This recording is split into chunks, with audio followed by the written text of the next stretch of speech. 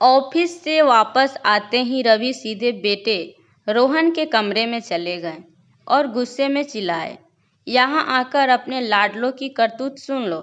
क्या हुआ? दीपिका थोड़ा सहम कर बोली।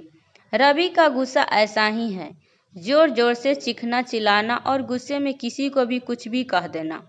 दीपिका सोच रही थी कि पता नहीं आज क्या हो गया है।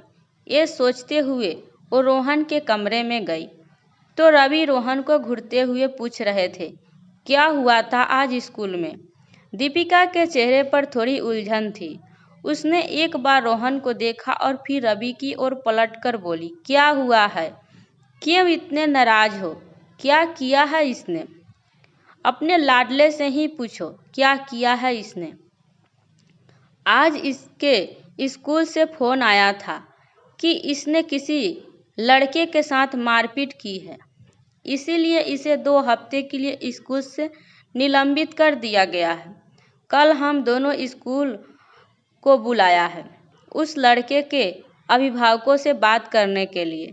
ये सुनकर दीपिका हैरान रह गई, क्योंकि रोहन बहुत ही शांत स्वभाव का बच्चा था और किसी को भी मारना पीटना उसके स्वभाव में नहीं था। वो दोनों रोहन का मुंह देख रहे थे कि वो अपनी सफाई में कुछ कहेगा, पर रोहन तो सिर झुकाकर एकदम चुप बैठा था। रवि का पड़ा सिर चढ़ने लगा और वो दीपिका की ओर देखकर बोले, तुम ही पूछो इससे क्या हुआ है, मुझे तो कोई कुछ बताएगा नहीं, दुश्मन हूं ना मैं इसका। और इतना कहकर वो गुस्से में बाहर निकल गए। दीपिका बहुत असमंजस में थी। एक तो उसे ये समझ नहीं आ रहा था कि रोहन ने क्या किया है, दूसरा रवि का व्यवहार उसे और परेशान कर रहा था।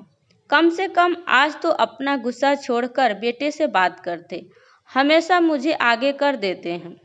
किशोरावस्था में है रोहन, 100 तरह की समस्याओं से जूझ रहा होगा, शायद मुझसे भी खुलकर बात न कर पाए। क्या करूं क्या न करूं। इसी उधड़बुन में दीपिका बैठी थी कि रोहन उसके पास आकर उसकी गोद में सिर रखकर लेट गया। दीपिका ने प्यार से उसके सिर पर हाथ फेरा तो उसने महसूस किया कि रोहन अपने आंसू रोकने की कोशिश कर रहा था और इस कोशिश में उसका पूरा शरीर कांप रहा था। दीपिका का कलेजा मुंह को आ गया कि ऐसा क्या हो गया है। किशोरावस्था में बच्चों का रोना सहज नहीं होता। 15 साल का बच्चा किसी के सामने रोने में अपनी तौहीन समझता है, क्योंकि ये उम्र ऐसी होती है जब उसे लगता है कि अपनी समस्याएं वो खुद सुलझा सकता है। पर सच तो यह है कि इस उम्र में ही उसे सबसे ज़्यादा मार्गदर्शन की जरूरत होती है। दीपिका बिना कुछ बोले रोहन के सिर पर हाथ फेर रही थी और इंतजार कर रही थी कि जब रोहन का मन शांत हो जाएगा तो वो कुछ बताएगा। तकरीबन 10 मिनट ऐसे लेटे रहने के बाद रोहन शायद कुछ संभल चुका था।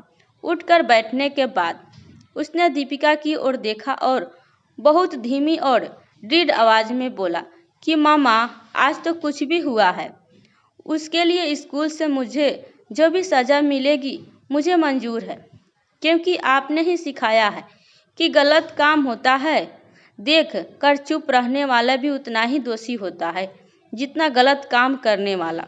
ये कहकर उसने एकदम नापे तुले शब्दों में दीपिका को बताया कि आज स्कूल में स्पोर्ट पीरियड खत्म होने पर मेरी दोस्त आकांक्षा कपड़े बदलने गई तो सुदीप ने, जो कि पहले भी आकांक्षा को परेशान करता रहता है, खिड़की के झरोके से उसकी वीडियो बनाने की कोशिश की। मैंने और मेरे दोस्तों ने उसे पकड़ लिया और उसका फ़ोन छीनकर हमने वो वीडियो डिलीट कर दी। इसी छीना झपटी में सुदीप के चोट लग गई।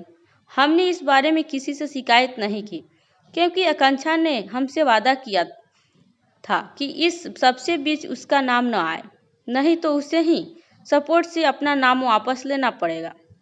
क्योंकि लड़कियों की गलती निकालना बहुत आसान होता है, लेकिन सुदीप ने हमारी शिकायत कर दी, क्योंकि वीडियो तो डिलीट हो चुका है और हमारे पास कोई सबूत नहीं है।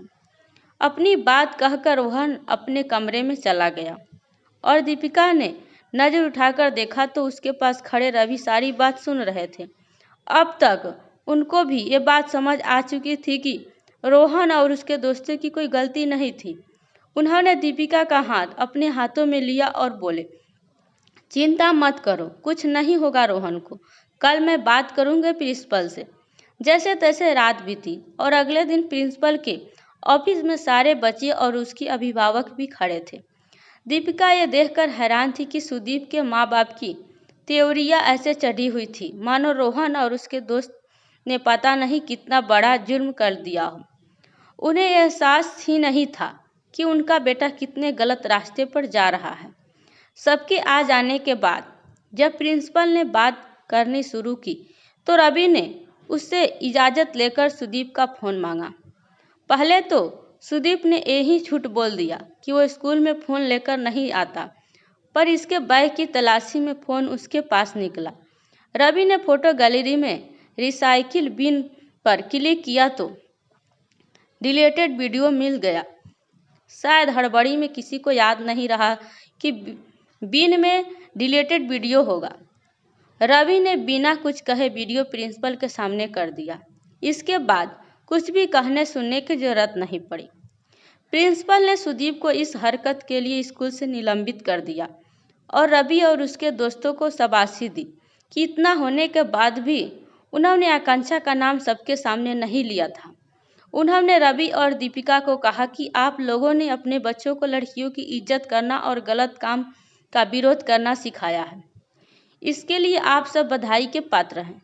ये सुनकर रोहन और उसके दोस्त के माँ बाप के चेहरे पर गर्व भरी मुस्कान आ गई और सुदीप के माता पिता ने अपना चेहरा झुका लिया।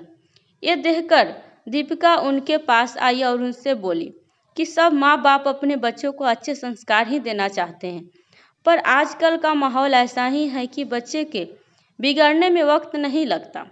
इसलिए हमें ही उनकी गतिविधियों पर ध्यान देना होगा। हमारे समाज में एक आम सोच है कि अगर हमारा लड़का है तो हमें क्या चिंता, जबकि लड़कों के माँ बाप होने की वजह से हमारी जिम्मेदारी और भी बढ़ जाती है। ये हमारा काम है कि हम उन्हें बताएं कि लड़की चाहे हमारे परिवार में हो या बाहर, उसकी इज्जत करना उनकी परवरिश को दर्शाता है। ये बताता है कि हमने अपने बच्चों को क्या सिखाया है। मैं और आप दोनों बेटों वाली माएँ हैं और हमारी जिम्मेदारी ज़्यादा है। आज हम छोटी उम्र से ही उनको ये सीख देंगे तो शायद आने वाले सालों में कोई निर्भया या कोई प्रियंका फिर बेमौत नहीं मरेगी। दोस्तों, कहानी कैसी लगी? यदि अच्छी लगी हो तो लाइक और कमेंट करना बिल्कुल भी मत भूलिएगा। यदि आप मेरे चैनल पर नए हैं तो सब्सक्राइब जरूर कीजिएगा। आपको मेरी कहानी सुनने के लिए बहुत बहुत धन्यवाद।